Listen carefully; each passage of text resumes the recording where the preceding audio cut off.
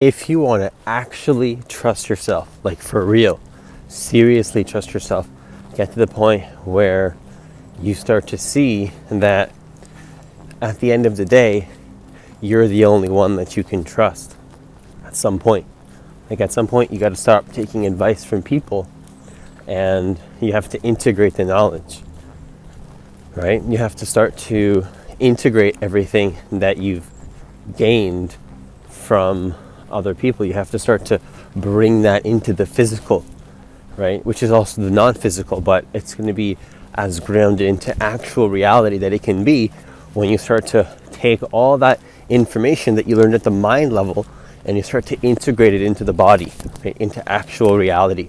This is when you start to see your manifestations coming in, and at the same time there's more of an empowerment there because you actually see that you're the one that's choosing to sort of tune into what it is that you prefer to see from your level of free will that you have as that free being. So the most important thing is to start to realize that you can actually start to trust yourself by, yes, taking knowledge from other people, so to speak, or being open to receiving, I guess is a better way of saying it. But at the same time, also what you want to be doing is you want to start to realize that at some point you have to just be a little bit egotistical in that sense, and you have to say, you know what, that doesn't resonate, I'm pushing that away, right? You need to have a boundary there. Push that away. I don't want to see that, right? But then you see there's another part of you where it's like, oh, that does resonate, and then you take that on into your own being, in your own personal, unique way, because you have that free will as a free being, right? Yes, we're one, but we're also individuals, and we can sort of merge those two together, the spiritual and the physical.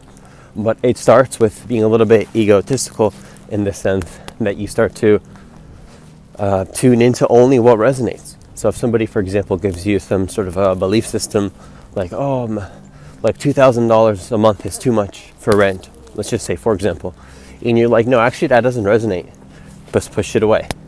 I don't agree with that. That's not part of my beliefs. You could even say that out loud. And when you learn to use your voice again like that, that's when you start to build trust. That's where trust comes from, is using your voice, right? Using your voice, actually saying it out loud, right? Saying it out loud, like, this is what I'm going to do, this is who I am, this is what I choose to be. And then you follow through with that with action, and you say, oh, I can trust myself. See, trust is something that you build by, first of all, using your voice, speaking it into existence, and then following through with that intention simultaneously while you're actually saying it, and just instantly becoming it, because that's your power to tune into whichever reality you prefer. But you have to start to merge the spiritual into the physical, you know? You got to bring it in.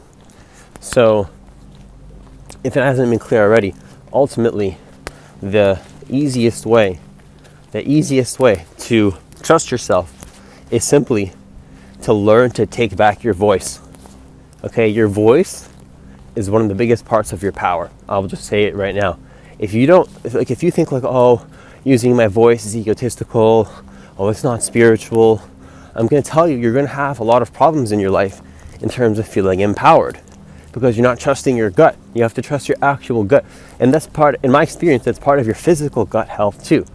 The more that you heal the physical gut, it's connected to your intuition as well. It's your solar plexus area. It's your gut area. That's what you're healing. If you're probably attracted to this video, you might be going through something similar, because we attract like energies in our life.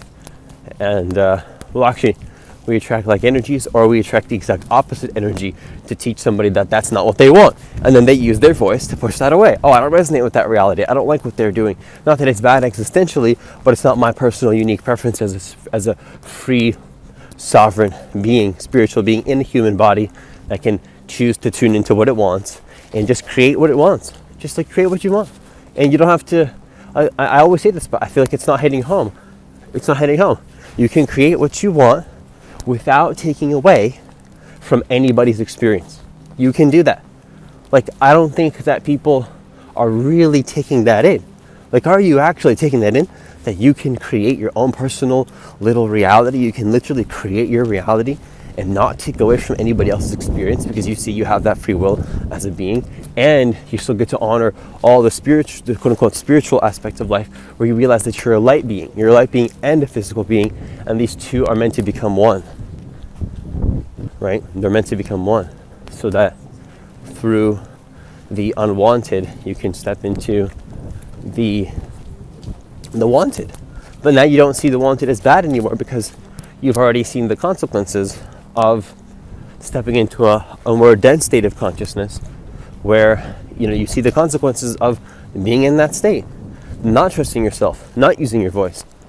Like some people have a totally for example, a totally closed throat chakra, because they're giving away too much of their power, their consciousness, their energy, and they just think that's normal. Oh yeah, it's just normal. It's just normal to feel blocked up in my body, and that's just the way it is, right? Because that's just what I need to do, and that's how I have to be, right? No, it's not how it has to be. You can change that, but it's going to be scary. It's going to feel like there's a part of you that no longer is resonating, and you have to fully let that go, right? Because that's part of the choosing of what you prefer. Because once you start to notice who you really want to be, what you're actually resonating with at a spirit and physical level into one, what's going to happen is that you're going to have to let go of some old part of yourself that you've been holding on to for a very long time. And you're just going to have to let that go completely. Just like, yep, that doesn't work for me anymore. It's not resonating. And that's almost like what some people call an ego death experience.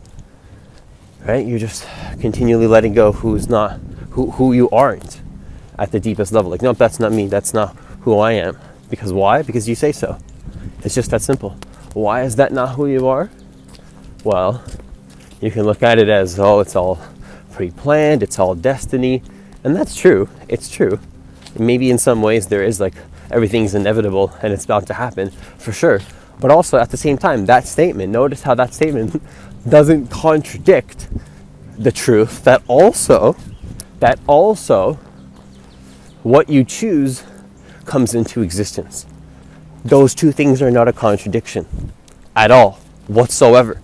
So once you start to realize that, it's like, oh, I can trust myself and I can choose. It's not like I need to trust myself and then just believe that I'm not the one doing it. I need to just give it all away to some external force, right? Some external force that maybe you can even call the universe or whatever. But really, you've given it away to some ideas from other humans that have also given away their power and are in a tiny little dense collective small reality. Well, that's actually big for them, but it's really small energetically. And they believe that they have to be there. When it's like, no, actually, by the way, did you know, are you aware, do you remember the fact that your voice is so powerful because what you say comes into existence? That's what happens. That's what happens. If you say, I'm going to wake up at a certain time, and you follow through with that, well, look at that. You've spoken your reality into existence. And it started with an idea, an intention, but oftentimes it does require your voice too. It's your voice. It's your masculine power, right? And the more that you learn to trust in that is the more that things start to align how your heart really wants, okay? And that's all I have for this video. If you want to work with me one-on-one personally, hit the link that's in the description box of this video to apply for a free consultation. It's also going to be in the comments of this video as well. Also, please hit that like button for me so that more people can get access to this content, because I do believe that every single person on this planet does deserve to know that they are divine creators of their reality, and that they can manifest their reality and do so in the most effortless and easeful way possible. Did I say that twice? I don't know. Anyway, hitting that like button does help the YouTube algorithm push the videos to more people, so that would be greatly appreciated. As always, enjoy the rest of your day, and I'll see you in the next video.